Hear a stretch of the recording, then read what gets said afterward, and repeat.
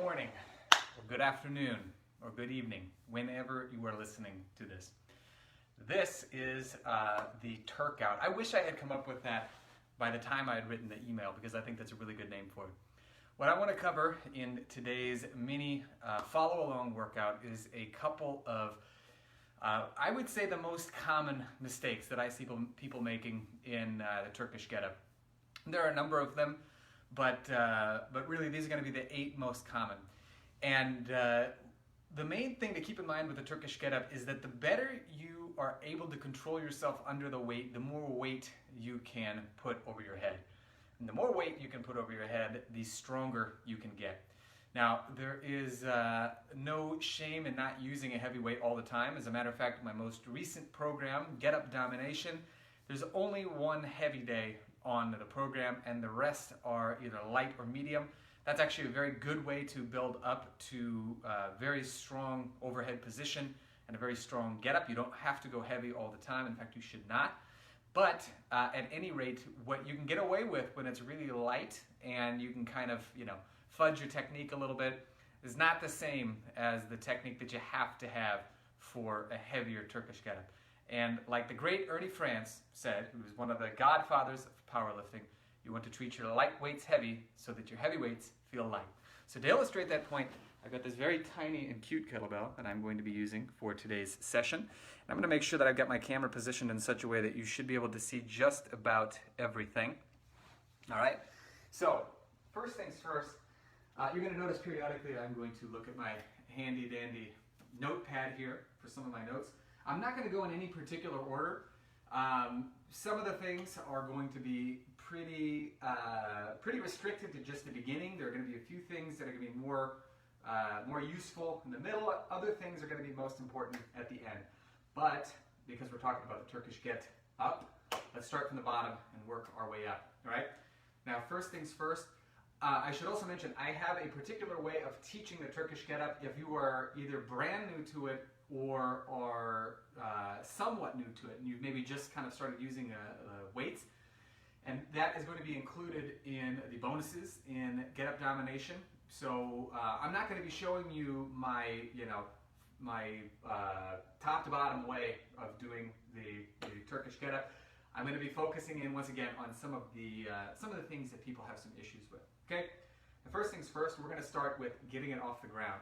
Here's one thing that you'll see a lot of people do when it gets light. Okay. They'll do this sort of a thing. All right. I'm just going to get the kettlebell here. Now, that's good if you don't mind hurting yourself. I'm guessing that's not what you're here for. When the weight gets really heavy, you're much more likely to hurt your shoulder. In fact, in Enter the Kettlebell, which is one of Powell's finest works, he talks about this being called the broken arm position in arm wrestling. So keep that in mind for your Turkish Get Up. So once again, you always want to treat your bell as though it's very heavy, even if it's quite light. So, for example, what you want to do is this. So you got your kettlebell off to the side. Let's say it's a little far away from you, right? First things first, use both hands to bring it toward you, right? So that it's a little closer. Next, what I have people do in order to get into position, you want to bring your knees into at least at or above the belt line, okay? You don't want them down here, because the first part is going to be rolling over. And if you're in this position, that's going to set you up very well for the next part. So number 1, roll over and feed your hand through the handle like this. Number 2, pull it toward you as needed. You want it to be as close as you can get it, because I want you to imagine this is 100 pounds. You're not going to try to roll with it out here. It's going to be much easier if it's next to your chest and you can just roll over like so. Okay?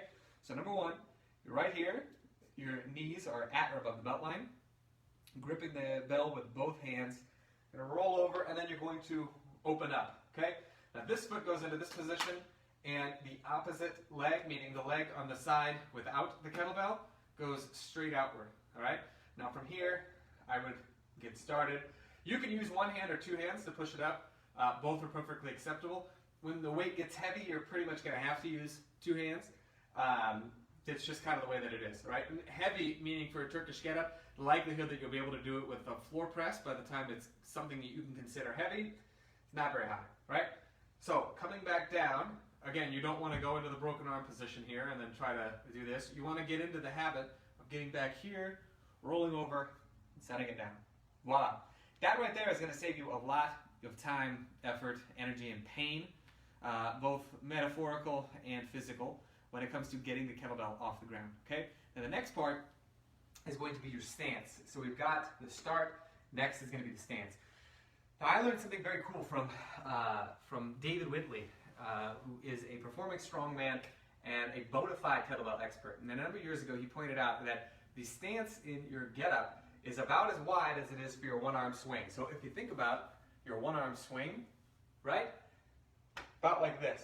Well, with the Turkish Get Up, you're simply going to have this leg out at about that same degree, and then this one will be bent. So I'm going to show you in a less flattering position what that's going to look like. So I get into position here, I roll over, okay, and my foot automatically goes out like so. So if I were doing a one-arm swing, you'd see that it would look more or less the same, right? If you can kind of use your imagination and imagine that I'm standing, that's exactly what it would be. So one of the things that I see is people will either go really, really wide, like this, and they'll bunch their foot up here, and then the leg will be all the way up to the side, or they'll go really narrow, like so. And the issue with that is that when you get to the next phase, the rolling portion of it, you're actually rolling between your leg and between your arm, and so you're kind of rolling at an angle, so it's not completely off to the side, and it's definitely not straightforward, right? And that is the third mistake that people make, is that people will try to sit up as much as they can. So it's not uncommon when you see somebody who is just starting this out, and try this if you're practicing with me, try this at home. Okay, you're in this position, and they try to sit up like that, okay? Even with only 25 pounds, that's incredibly difficult, right? So imagine all of a sudden you try to add, like, even just 5 pounds to it, it's going to stop you dead in your tracks. So that's about the last thing that you want to do, because your abs are just not going to be strong enough to pull you up into that position while you have a weight over your head. It's just not going to happen, right? Even if it does happen, you're only going to be able to do it with a certain amount of weight. It's going to be light. So what you want to do instead is, once you've gotten into this position, so once again, if you're following along, do this with me, you're going to roll over, put your leg out to the side like this, press your kettlebell up, and well, I learned this move right here from Fabio Zonin, who's a master Strong First kettlebell instructor. Put your hand on your hip, like so. I like to call this the I'm a little teapot position. Go like this, move it out to the side, and then you either keep your hand on the side, or what I like to do is keep it up like this. Now I'm going to roll in between my elbow and my leg right here. Okay, so I'm going to roll into this position, readjust this leg here, and then I'm going to roll back. So you notice I'm going at an angle when I do it. So it's a lot easier. Okay? Now, from this position here, one of the other common things that, a common mistake that people make is they try to make it all with their abs. So the get up is a full body movement, and that's one of the benefits of it, and that's one of the reasons why it is recognized so widely as such a hugely beneficial move for strength, is that you're using your whole body. And if you know how to use your legs and your back when you're doing the get up, you will be able to do it much, much more easily. And what that means is you want to drive with the foot and the opposite elbow, like so, right? So this foot pushes down and this elbow pushes down, so that as you're rolling, you've got some assistance from your leg as well as from your upper back, okay? Now, that would be mistake number 4, because quite often people just don't do that. Again, they just kind of, they roll. In fact, you'll notice this. You might have done this yourself at some point. People will try to roll, and then they're here, and they're like, well, what do I do now? And you're just kind of stuck. So you really got to use this elbow to drive you into the ground, or drive you off the ground, I should say. And by doing that, you're going to find it to be much, much easier to get up into that position, okay? So the position of your shoulders, again, I learned this from Dave Whitley. Think, come at me, bro, like big wide arms, right? Chest wide open. You do that, and then you get into position here. It's going to be a big, big help. So if you're following along at home, one thing that you could do is make a big chest like so. Really try to pull your shoulder blades down and back. You don't want to try to arch up at the stomach, so you want to keep your abs tight, right? But this position here, big chest, is going to make this significantly easier. So I'm going to roll over, get into position. You can try this here, big chest, right? Get your abs tight, big chest, have a little teapot. Now, from here, it feels smooth as butter, okay? Roll back, same thing. You want to give yourself some resistance. You don't want to just kind of yield to it, meaning when you're coming back, you don't want to flop in. Because again, imagine that you're doing this with a very heavy weight. Eventually, you are going to be doing it with a very heavy weight. And if you build that bad habit in, you're going to get all jacked up. And I will point and laugh at you because I have no pity for people who don't pay attention when they're training. Now, the next thing that I want to talk about, according to my little book of notes here, we've talked about a lot of the other important points involving the body. Next one is going to be the eyes. Now, in most kettlebell movements, the eyes are more or less going to stay fixed. So, for example, if you are squatting, Jeff Newport, who was a retired master instructor for Strong First, would recommend that you look slightly up in a front squat. So let's say I got a couple kettlebells here, not looking straight forward, damn sure not looking down. I'm going to look forward and then slightly up. Not anything like this, just a little bit, right? So that's going to help to, and then when I stand, my eyes are going to stay in the same spot, so you can't really see it from here. But I'm looking in the same spot, right? Same thing with a swing.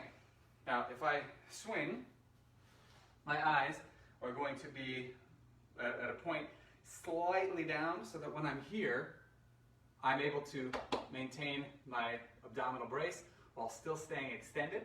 So eyes don't change very much as I'm swinging.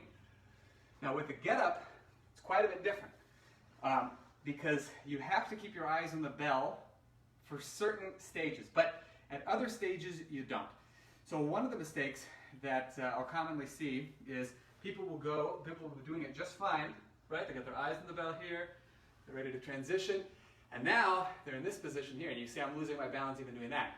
And then I stand up, and I'm still looking at the kettlebell. Well, you've got, so if looking up activates what's called the extensor reflex. So the extensors of your body want to fire up. If you've got a bunch of weight here, it's very easy to end up getting pulled back like that. It's also very difficult to keep your midsection braced when you're opened up like that. So you don't want to do that. So your eyes have to change a little bit. Now there's a trick that I learned a number of years ago. I don't remember exactly from whom, I should say. But it involves basically 3 different eye positions for your get up. Now you don't have to do all these. I'm giving you just some details that I find very helpful. The one that you do have to do is when you get into the tall kneeling position and then into the standing position, you have to look straight forward. It's a matter of safety as well as performance. So then when you're getting back down into your windmill and from there, you can keep your eyes on the bell. One mistake is that a lot of times people will do it like this, and then their body kind of doesn't know where the bell is, and then their hand starts doing this, which is not good if you've got a weight overhead. Okay? So for the eye position, here are a couple of things that I could do, very simple sequence, but it makes a huge difference. So, number 1, I'm going to roll over. Now I'm going to show you actually from the side here so that you can see a little better. So once again, I'm going to roll over. Now quite often, what people will do is they'll get here and then they keep their eyes on the bell. And that's okay. If you prefer to do that, you certainly can. What I like to do is get into position, and then because I'm going to be rolling in this direction, I've still got the bell in my periphery. I can see it here, but I'll put my eyes at the meeting place of the ceiling and the wall. And then what I'll do, get into position, right? Then I keep my eyes on the bell. So I take my eyes off of that meeting place. From here on out, I'm going to be going up, right? And then I transition and I look straight forward, okay? So as you can see, there are 3 different places to keep your eyes. First one is optional. The second 2 are not. Basically, until you get into this straight up and down position, you want to keep your eyes on the bell. Once you are here, eyes go straight forward, right? Now, the next thing that we're going to be talking about is, because we're talking about getting up into all the different positions, we're working our way to the top. A very common issue I see, I don't actually really know why, but I probably say like 80% of the people that I train, at least at some point or another, want to try to do this. They have a hard time figuring out transition to the windmill. At least they used to. I found a couple of ways to get people to do this a little bit better, but people are a little bit timid about where they put their knees. So for example, you're in this position here, okay? And then people want to do this sort of a thing. They're like, okay, I'm here. Well, not really, because if you were to let go of this hand, you're going to collapse to the ground. So what you want to do is what I always tell people to do is lift your pocket as though you're trying to reach it to the sky and really push down with this foot and this hand here. Now from here, bring your leg back as far as you can. There's only so far you're going to be able to go. So bring it back as far as you can, and then you want to transition to the point where you could say the Pledge of Allegiance if you needed to. So automatically that's going to help you to sit back enough, because the other thing that people will do in this position is they'll try to just go straight into the next part, and when the weight's heavy, it's not going to happen. You need to be more centered underneath it so that you can make sure that you're here and not out here like that with the lunge position, okay? So the important part to keep in mind there is lifting the hip higher than you think that it needs to go. So if you're practicing at home, that's what I want you to think about. Now the next part, as far as coming back down is concerned, it's not as much of a problem on the way up, I find, but on the way down it's a problem, is people don't windshield wiper this back foot. So you can see my leg is moving like that, okay? You need to do that, because if you're not, it's very uncomfortable to try to get your hips back like this. If you're here, your hip automatically wants to flex. If it's like this, it puts it in this weird position where your hip, in essence, has to do this, what's known as abduction, which it's made to do, but not under a whole lot of weight. And so by just windshield wipering like this, it makes it a lot easier. Now, there is another thing that I mentioned. This is again in the video, one of the bonus videos for the Get Up Domination. It shows you an alternative to windshield wipering. I'm not going to cover it here just because it's going to confuse things, but there is that option, and it's in the bonus video, and I'll be sending it out pretty soon. But for the time being, if you're having an issue with the knee, doesn't feel very comfortable, easiest thing to do is if you have knee pads, it's perfectly fine to wear knee pads. Otherwise, you can use a mat of some sort, pillow. If you have carpet, that's usually like a pretty good start, but padding is perfectly fine. You don't want to grind your knees into dust just because you're trying to be tough. So by all means, pad up the knees, all right? Now, the last one that I'm going to cover is something that a lot of people do on the way down that makes the lowering portion of the get-up harder, which should actually be the easiest part of the get-up. So you don't want to mess this part up, because this is what's going to make everything much easier. So when you're in this overhead position, what often happens, a very common mistake, is people will step back like this. Like they're trying to get more stability by expanding their base, which is understandable, but the issue then is you got to come down here, and now you got to try to do this, and you're all over the place. So the better thing to do is on your way down, you take a step back narrower than you think you should. I'm not going to tell you exactly what to do, because if you're too focused on the details, it makes it a little harder. But if you have a tendency to do this, what I'll say is take a step back narrower than you think you should, almost as if you're trying to do like a curtsy a little bit. And obviously you're not going to do that, because that would be dangerous, but that's the intention, is that it's going more in that direction. So when you do that, you automatically end up in lunge position. Now from here, you windshield wiper, okay? Adjust if need be, push the hip back, and then it's very easy to go through all the rest, okay? So I want you to give these a shot. That should have been about 8 common errors that you can fix up that are going to make your Turkish get up a lot stronger. If you have any questions, drop them in the comments below, and I'll be happy to get to them as soon as I can. I think that you're going to find that even just by practicing these little things and making the technique better, even if it's just with a very light kettlebell, you're going to get in a heck of a workout. So imagine if you were to do that like 10 minutes a day, you are going to feel like you're getting a pretty good strength and conditioning workout all at once, okay? And it doesn't even necessarily need to be all that heavy, it just needs to be done consistently, right? I hope you have enjoyed. Make sure that, again, if you have any questions, drop them in the questions section below.